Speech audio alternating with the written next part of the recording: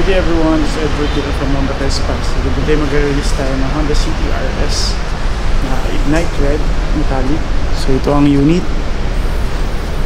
So yan, sobrang kintab ulit ang i-release natin today dahil nag-avail ang kliyente natin ng ceramic coating for 3 years warranty. So yan, we were finished. Ayan.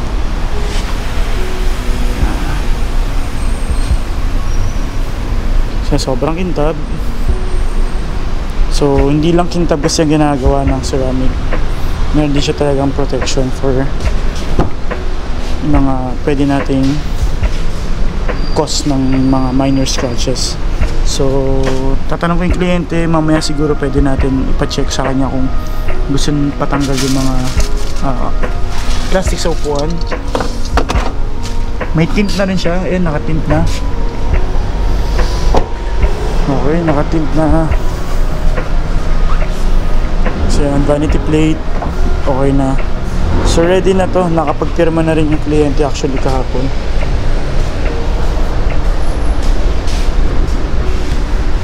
So ang gagawin na lang natin later, actually meron pa pala gagawin. Yung kliyente natin nag-avail din siya ng dashcam dito. So may mga dashcam tayong binibenta na AVT yung brand. So pag may mga ano kayo, pinaka-the-best kasi yan dahil may protection din sa inyo just in case na may mga hindi tayo inaasahang pangyayari sa sasakyan natin. Meron tayong hard evidence kung ma-involve tayo sa mga accident or whatsoever. So ayun, okay naman na siya. Hinintay ko na lang yung kliyente, tapos nakapagbayad naman yung kliyente, okay naman na lahat-lahat. Papababa na natin yung unit and almost ano naman siya, almost okay na. So yun, ang gagawin na lang dito is dashcam na lang. So samahan nyo mamaya guys, bigyan na natin yun. Tit lang talaga thumbnail. Sir, ito na.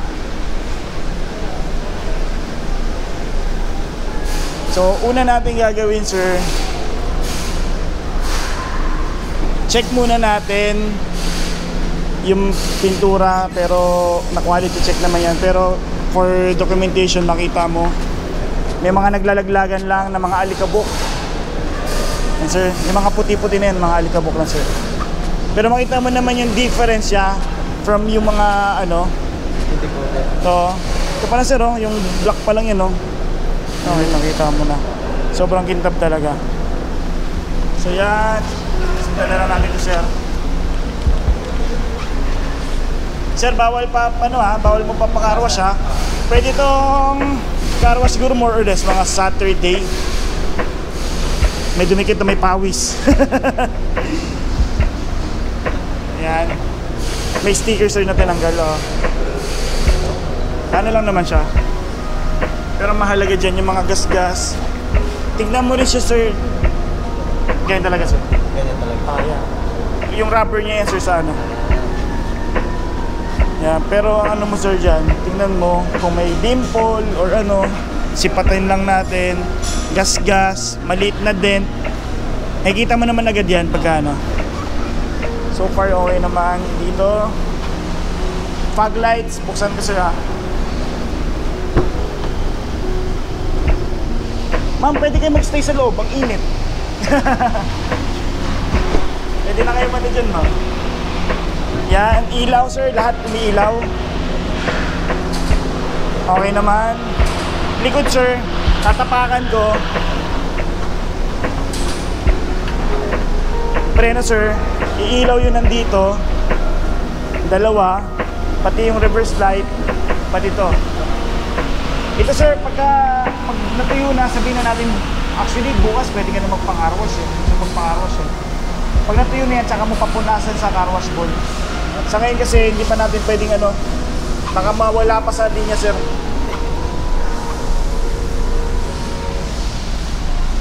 Yan sir. Reverse. Okay sir. Sir, dito tayo sa makina.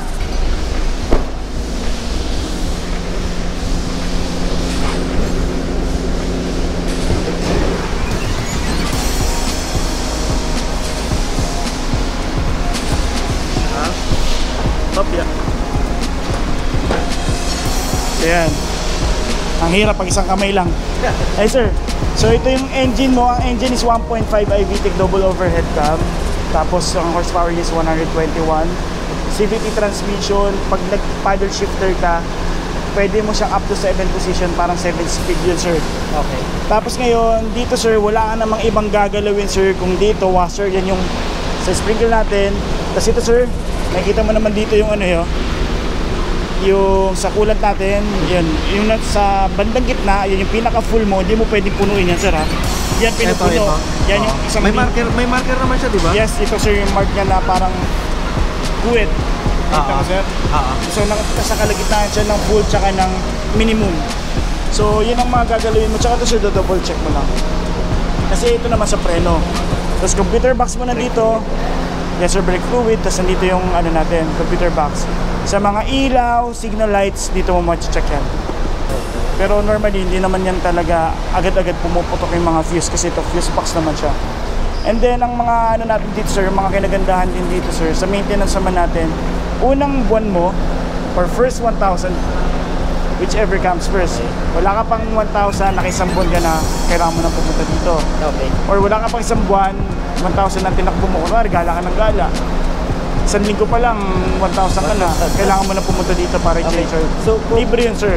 Libre. And paano yung process nun? I-contact lang kita? Kontakin mo ako para i-schedule natin. Pero normally sir, may mga tumatawag dyan sa mga CRD namin, customer relation, kakamustahin ka. Sir, kamusta na yung ano, yung naging experience mo dito sa Honda Pasig. Okay. Mga ganun sir. Tapos maintenance mo, kailan mo gustong ano, pwedeng i-schedule doon. Pero, kung in case na, kunwari, hindi pa umabot, sabihan mo lang ako. Papakontak kita dyan. Tapos next dun sir, 10,000 or every 6 months, whichever comes first. Pero yung 10,000 na yun sir, depende na lang kung lagi ka bumabiyay pa Ilocos. Araw-arawin mo. Pero ganun din yun sir, 6 months or 10,000, whichever comes first doon. Ibig sabihin, wala pang 10,000 pero naka 6 months ka na, pasok mo na yan. Kung walang kumontak sa'yo, sabihan mo lang ako, ano natin, papakontakin ulit kita dito sir. Sa mga maintenance naman sir, anywhere naman nationwide basta Honda ka, pwede mong ipasok to. Kasi sir, within 3 years, ang warranty naman kasi natin sir is 3 years or 100,000 kilometers, whichever comes first. So ibig sabihin din, ganun din yun. Wala ka pang 100,000 kilometers kasi napakalabo nun, ang layo nun. Within 3 years, void na yung warranty mo. Plus, may 2 taon ka, yun na-extend mo. Ngayon sir, ang ano mo naman doon, ang kailangan mong gawin din doon sir, kailangan mo i-maintain yung kotse mo sa kung ano yung parang pinaka PMS ng or periodic maintenance ng kotse. So ibig sabihin nun, susundin mo pa rin yung 10,000 or basta nasa warranty ka. Yung 2 years mo. Yes sir. Kailangan mo kasi, ang mahirap dyan, in-extend mo nga yung 2 years mo pero hindi mo pina-maintenance. So pwede ma-void ang warranty mo. Or pinagalaw mo sa labas. Pero normally naman dyan, malamang sa malamang, wala ka namang papagalaw dyan. Sir, maganda na yung kotse, wala ka nang idadagdag. Ewan ko na lang kung mags pa, di ba? Pero ang ganda rin naman ng mags yan. Sa battery naman sir, 1 year warranty. 1 year warranty. Pag minsan, mapapansin mo, pag hindi start yung kotse, may ilaw ka, may busina ka, lahat ng accessories may ilaw, pero hindi may start, battery na agad yun. Pwede mo kaming kontakin. Tapos, so, kung yun yung mga ilaw, ganon, goods naman, pero hindi nag-i-start battery. Battery na yun, matik yun sir. Ganun talaga sir. Pero, nakaka-experience na ganun sir, yung hindi ginagamit yung kotse. I see. So maganda, lagi mong ginagamit. Nalolobat kasi sir. Ganun naman talaga sir, normally, di ba? Kumaga, nadidrain din siya. Nakita ko dito sa manual na at least gamitin siya, drive siya with 30 minutes plus for 3 months. Tayo nakita ko naman dito sa warranty. Oo, kasi ang problema kasi minsan yung iba, nadidrain kasi yan sir. Pagka kunwari, yung iba naman, nagpakabit ng accessories, ang daming accessories, hindi kinaya ng battery. Pero kung just in case naman yung iba naman, hindi nagagamit talaga yung kotse kaya natidrain. Or baka may naiiwanan ng mga auxiliary din sa loob, yung mga ilaw, ganyan. So, ngayon sir, makikita mo yung mga ganyan, safety feature yan, crumple zone yan. Ibig sabihin, wag naman sana mabangga tayo or ma-involve tayo sa accident. Yes sir, diba, daming mga linya, mga butas.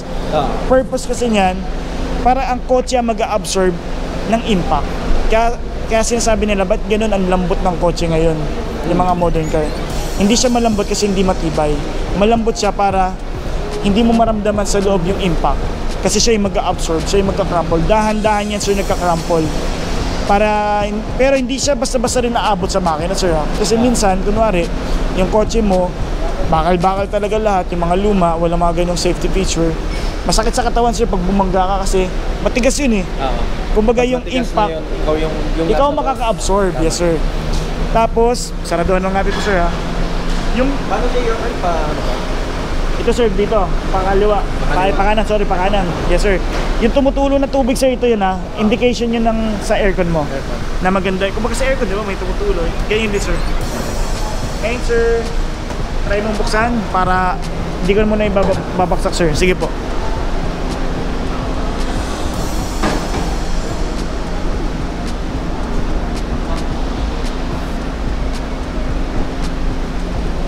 Sir, balik kanan, kanan lang.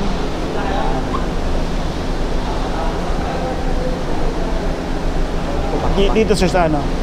Ito to. Tandaan mo tong part na to. Tapos pababa yung kapa mo sir. Yan.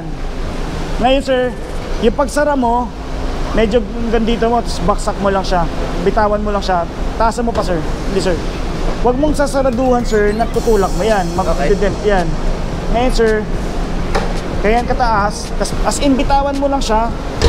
Hindi sir, ano mo lang, biglayin mo lang siya ng hindi mo dadaan-daanin sir. Parang ganyan. Pagsasara to sir, ikaw na mag-experience sir. Yan sir, tas as in, huwag mo dadaan-daanin. Matibay yan sir, diyan magano. Ganyan dapat ang pagsara. Kasi parang pagka-open din ng ano. Yes sir, dapat ganyan lang sir ha. Sir ngayon ito, since ang Honda City natin na 2024, we have the Honda Sensing. Alam ko napapanood mo na yan. Meron tayong auto high beam and low beam and auto headlight. So ito, katulad ngayon, medyo madilim. Masisense siya na walang liwanag, nakabukas na yung headlight niya. Tapos, yes sir, LED, ang signal lights, ang ano natin, integrated signal lights, LED na lahat. Check natin sir, sa ngayon, Tuesday ang coding mo. Pero baka dun ka lang naman sa paligid. Pero sir, mag-iiba pa to ha. Pag sa ORCR mo, lalabas yung ano natin. Yan sir, yung AVT natin. Tools. Tapos, yung ano natin, jack, spare tire. So yung mga ibang freebies pa natin, tapos yung na-receive natin kanina. Tapos ito sir, yung ina-avoid mo. Pag nagpakabit ka sa iba ng mga ano, accessories, katulad yan, may wiring yan, pwede ma-avoid ang warranty mo. Okay. Sige sir, ano yan sir? Okay. Sir, dito ka muna sa side. Explain ko muna sa yung ano, yung sa loob.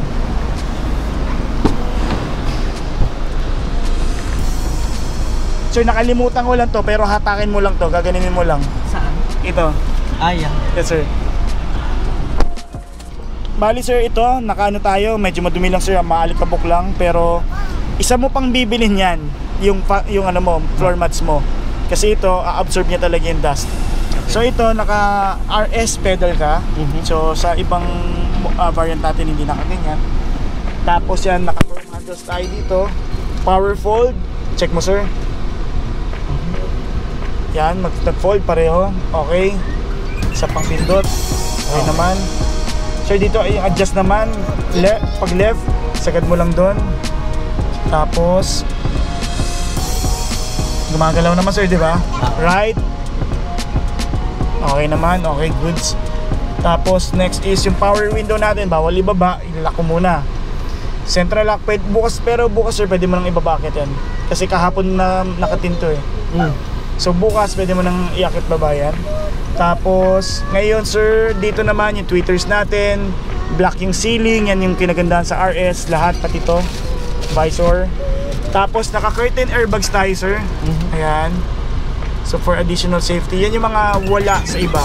May side airbags ka, curtain airbags, dual airbags, driver side and passenger side. Tapos dito naman sir, makikita mo vehicle stability assistant dito. Okay. That's sir. Tapos dito naman yung adjustment ng ilaw ng gauge natin.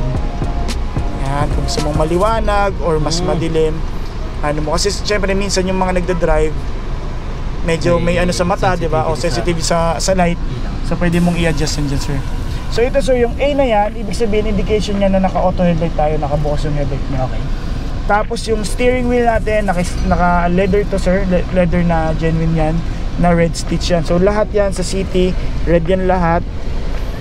So kahit sidings mo, red yung mga stitching and red yung sa ano natin.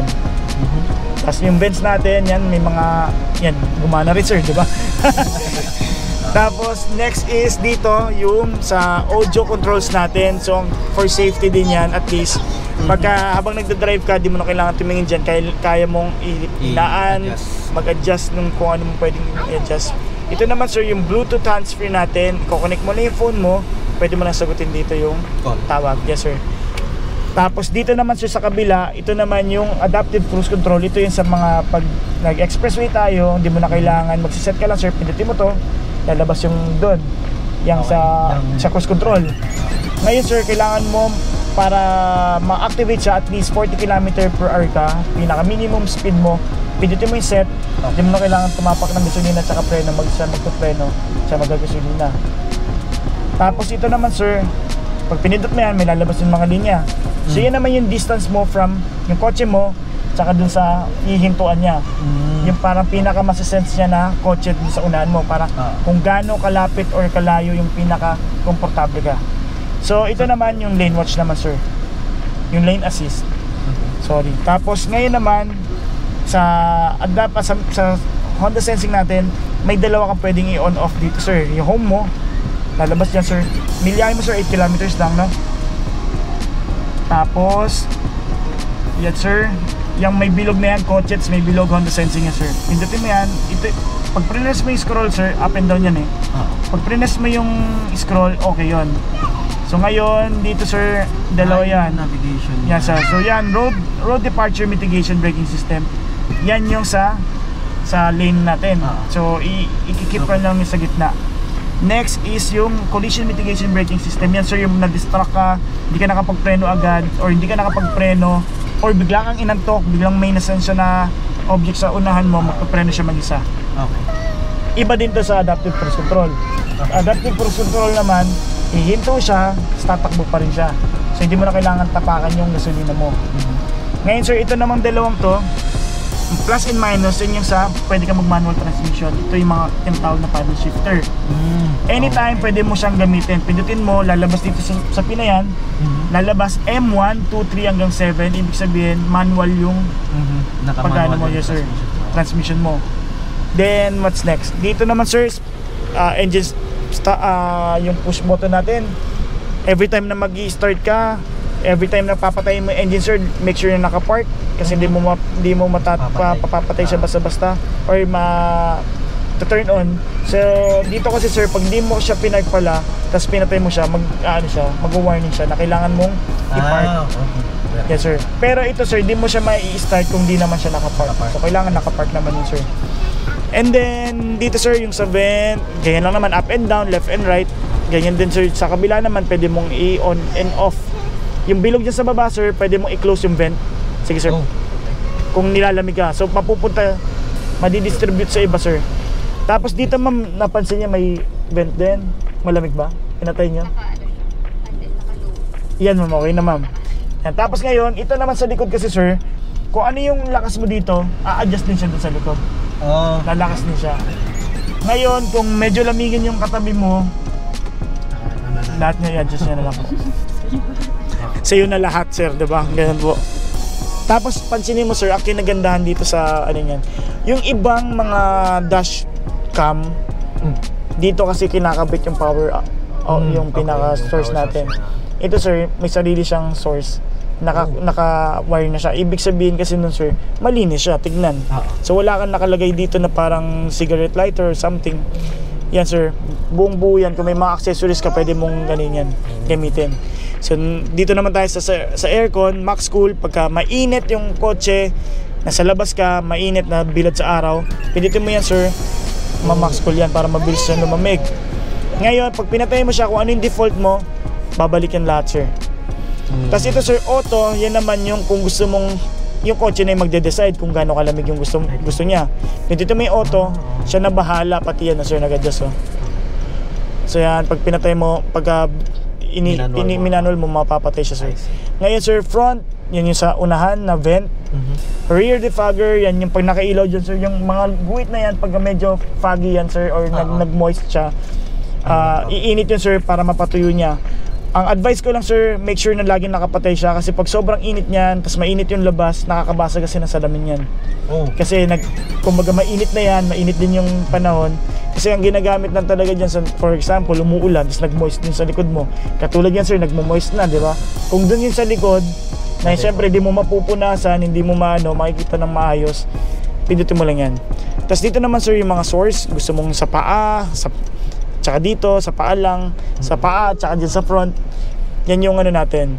Tapos dito naman sir, magandang lagi naka-on siya. Ito naman circulator ng air natin. Ibig sabihin, yung naaamoy mong or yung hangin na ano, kasi yan, pag in-off mo yan sir, maamoy mo yun sa labas. Yung usok sa labas, ganyan. Plus, ang isa pang downside dyan sir, yung cabin filter mo, parang yung filter ng aircon mo, mabilis siyang dumumi.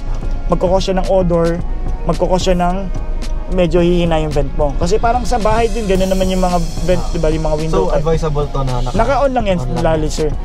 Unless, siguro, nandun ka sa medyo gusto mong, sa province ka, gusto mo lang maamoy yung probinsya, buksan mo yan. Kasi iba amoy ng, di ba, pag ng norte pwedeng buksan na lang tong bintana pag gano'n. Yun kasi sir, pwede mo siyang buksan. Paano pag umuulan pala, no? Yes, or hindi lang yun sir, or mainit sa labas, gusto mo lang maamoy, hindi ba nakabukas pa rin aircon nun. So ito sir, on-off ng AC, ibig sabihin nun sir, yung lamig lang, AC, pag in-off mo yan, pure vent lang yan, nag-electric fan ka lang, nagpa-fan ka lang. So ngayon, yan, pag in-on mo, mag-open na naman yung compressor natin. And on-off naman sir, ang on-off naman is yan yung sa yes sir, sa lahat. Pag kunwari, di ba yung iba sabi, patayin nyo yan para mas healthy sa kotse. Bago mo patayin yung kotse, off mo yan, off lahat. Pero hindi naman siya advisable talaga. Hindi namin ina-advise kasi hindi naman siya lumang kotse na kailangan mong patayin lahat. Pwede mo siyang i-adapt yung ganyan sir. For example, mahina na yung baterya mo para hindi sabay-sabay yung accessories, para makapag-start, solo lang ng starter yung volt. Ngayon sir, ito lalagyanan ng barya, cellphone, cup holder, bottle holder dyan sa gilid. Diyan ma'am, meron kang armrest sa gitna. Pwede mo yung sa gitna ma'am, yan po. Atake niya ma'am, yan. Diba? Parang tas manonood ka ng Netflix dyan, pero wala naman dito Netflix dyan. Tapos dito sir, aircon button, yan naman para maging matipid ka lalo. Matipid na to, para mas lalong tumipid siya. Yung 1 km per liter ang difference niya. Kinokontrol niya yung takbo mo dahil drive-by-wire siya. Tapos hindi naman sir mafe-feel. Hindi naman way na parang pipigilan ka at mafe-feel mo talaga. Ito sir, hindi mo mafe-feel. Sa aircon din, ganun din, kukontrolin niya. For example yan sir, diba? Totoo natin yan. Pag pinindot mo yan sir, pakinggan mo lang.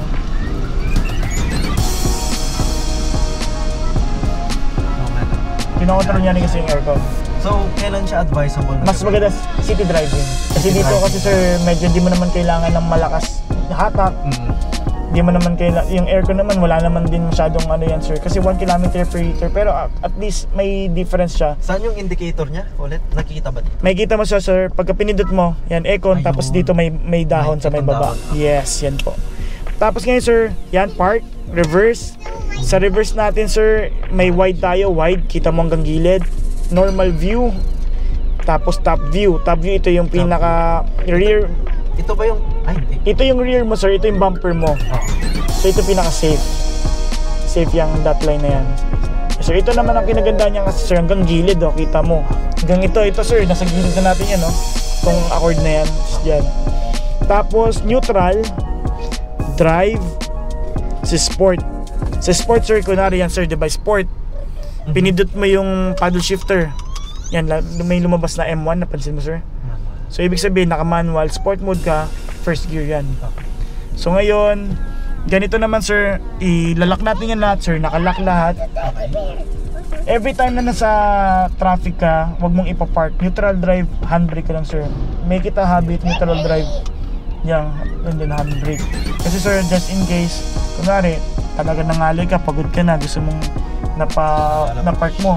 Pag na-park mo kasi yan sir, mag-unlock yung pintuan lahat at yung likod mo. Kasi ang purpose kasi ng park is magpa-park ka na, bababa ka na. So pansinin mo sir. Nung ano kasi nung nag-aral ako ng driving school, park yung ginagamit, hindi neutral. Pero BIOS yun kasi. Yes sir. Pero ito sir, mapapansin mo sir, yun o. Ayun, ano. Nag-unlock siya. Kasi yun naman sir, siguro dun sir, para safe ka, hindi ka gagalaw. Kasi yan, pag nakapark ka, nakalock yan lahat pati gear mo eh. Hindi ka tatakbo basta-basta eh. Hindi ka talaga tatakbo. Neutral lang naman kung naka. Pero yun naman sir, neutral and drive ka, ano ka lang, chillax lang na ganyan yung ano mo. Parang pa ganyan-ganyan ka lang sir. Make it a habit lang na ano, para hindi lang nakabukas. Tapos dito sir, yan, armrest natin, lalagyanan sir ng ano bang pwedeng lalagyan dito? French fries. Tapos cellphone dito, suksok mo dyan. Cards, cellphone, lahat sir. Tapos yung vent, tapos may charger din yan sa likod ma'am. So pwede ka na mag-duty dyan ma'am. Pwede ka magsaksak dyan. Tapos ano pa bang ano natin sir? Okay na sir. Picture na tayo. Kasi mauubos na yung gas. Magpapagas pa tayo ng 10 liters. Ano gusto mo sir? Ikaw maglalabas or ako munang maglalabas dito? Hindi ka pa kampante dito sa loob? Hindi pa ako kampante sir eh. Doon na lang sa hanggang sa paglabas. Samahan na nakita muna sir. Ano palang gas dito sir na ano? Gas ni sir at least premium ano, na ano? Sir, pag madami kang pang gas, walang problema kung gusto mong premium. So pwede regular na. Yes. Dahan-dahan na sir, pag ano, alam mo naman paano din yung ano na, mag-drive. Tapos to sir, sobrang gaan ng ano. Ayan. Picture tayo, tapos ano na tayo. Test drive na tayo sir. Kasi yung inano ko lang kasi, puro ano eh. Dalawang beses na kasi ako nag-driving school. No? Okay. Dati diba, nabanggit namin na kukuha sana kami pero na delay. Yes sir. Yung una kong drinag doon na driving school is Ford Everest. Okay. Ay, Ford Everest, sorry. Yung isa, Toyota Fortuner. Oo. Malaki agad, so zero knowledge pa ako doon. Tapos yung sumunod ngayon, nung kumuha ko Pep, naman, BIOS and Wigo. Yun nga lang, kaya nag-hesitate pa ako ngayon. Honda to eh. So, gusto ko maramdaman muna na. Pero ako na magsasabi sa inyo dyan sir, pagdating kasi dito sa Honda talaga, maganda talaga yung ano, maganda. Masabi rin nung ano ko, smooth daw. Smooth talaga siya. Kasi at least yan, na-drive mo naman yung ano, na-drive mo yung Vios. Okay naman din yung Vios sir. Mas malakas na talaga ang Honda. Mas malakas na yung City. Okay naman, wala naman tayong sinasabing pangit ang ano. Ang Vios kasi sir, parang 1.3 and 1.5 eh. So ito sir, 1.5. Pero kahit same sila ng 1.5 engine, magkaiba pa rin naman sila ng mararamdaman ko. Yes, mararamdaman mo yan sir. Lalo na kung 1.3 yung ano mo.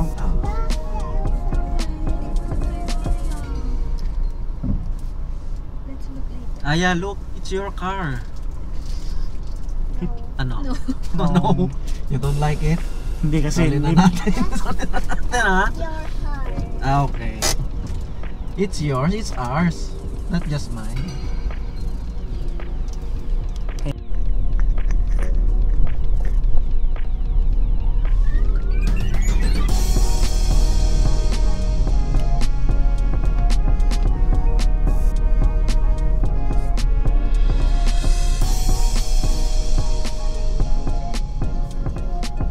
Hindi mo pa maramdaman sir yung difference? Mas magaan din talaga. Yung difference na ano, smooth. Mas smooth to. Kesa yun. Oo, mahirap sir. Pag dito smooth, kotse mo na to eh. Saan ba? Pwede na ba dito? Or pwede dito sir. Pwede. Kasi pag dyan lalabas tayo sir dun sa isang labasan. Wait. Sorry. Sorry po. Isang tinuro nito na sa driving school. Kahit anong sabihin ng mga nagda-drive dyan, huwag mo papansin kasi nadagdag lang sa stress mo. Pero yun sir, pagka ganyan, tingin ka muna sa kaliwa, pag may parating na talaga, pagbigyan mo na yan. Kasi minsan mag-aanuhan kayong dalawa eh, magtatansyahan kayo eh. Parang ano ba to? Tagal nito. Ano? Katulad yan kanina, di ba? Naka-signal ka na. Bubusin na muna kaysa magpreno na lang para pagbigyan ka. Kasi nga, ganyan, nagmamadali talaga. Kaliwa ka ulit dun sir. Yan, ikutin mo ulit yan. Ikutin natin tong mundo sir. Kaliwa. Yan, pasok.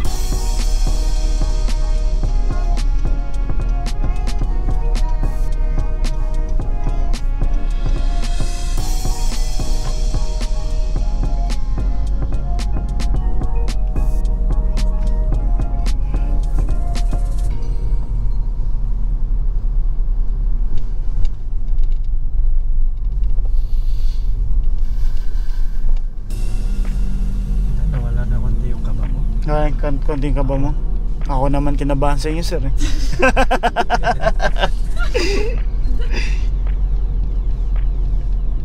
Pero wag kang pangambante muna, sir. Kano ka pa rin. Diyan ka pa rin sa ngayon, paubaya ka muna. Wag ka muna yung pasing-singit. Laging ano ka muna, give way ka muna.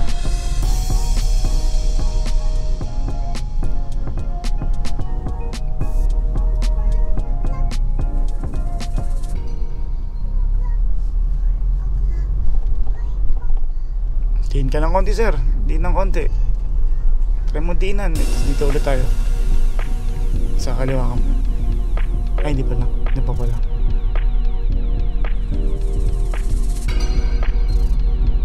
Sige, huwag matakot. Diinan ng konti yung gasolina. Para maano mo lang. Kasi kailangan pa magtatansya, sir. Hop. Mahal yan. Hybrid yan. Hybrid yan. Kliyente din namin yun.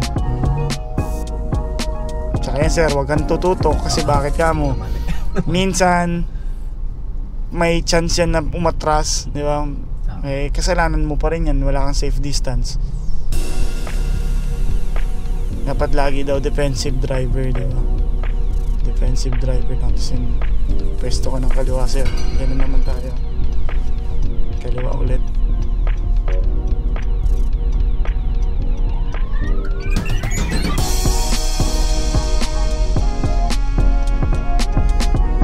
Basta huwag ka lang naman pasigit-sigit. Sa ngayon, sir, makakasurvive ka eh.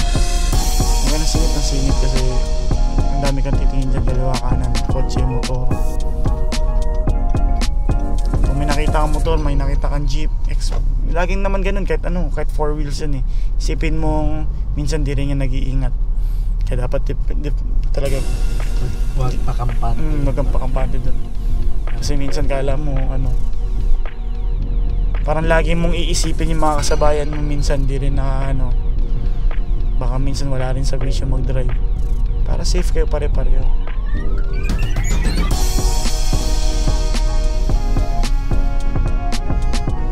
Ikot pa ulit, sir?